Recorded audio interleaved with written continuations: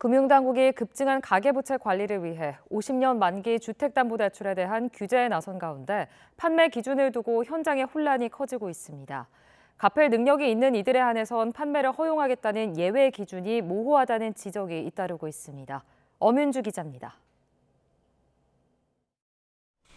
총 부채 원리금 상환 비율, DSR 우회 수단으로 지목된 50년 만기 주택담보대출에 대해 금융당국은 DSR 산정 만기를 최장 40년으로 제한했습니다.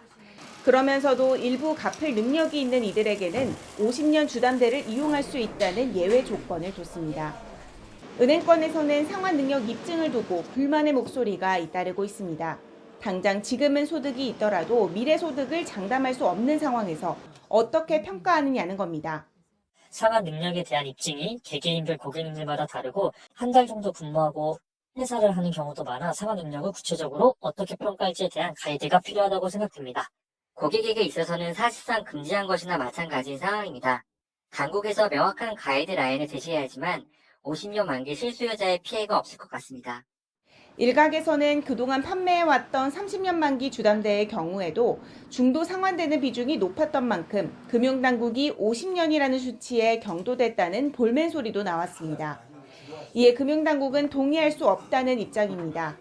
대출 심사 기준이라는 건 은행의 몫인데다 기존에 해온 대로 하며 문제가 없다는 논리입니다. 오히려 차주의 상환 능력과 별개로 주택이라는 담보가 안전하다는 이유에서 은행이 돈을 빌려주는 건 사실상 투기를 부추기는 꼴이라고 강하게 비판했습니다. 실제로 최근 진행 중인 현장 점검에서 일부 은행들이 상환 능력을 전혀 고려하지 않은 채 담보만 보고 대출한 사례도 많았다고 지적했습니다. 이렇게 입장차가 뚜렷한 가운데 은행으로서는 보수적으로 대출 심사에 나설 수밖에 없어 50년 주담대는 사실상 퇴출 수순에 들어갔다는 분석이 많습니다. 그럼에도 부동산 회복 심리에 힘입어 주담대 수요는 가라앉을 기미가 보이지 않아 한동안 현장의 혼란은 불가피할 전망입니다. YTN 엄윤주입니다.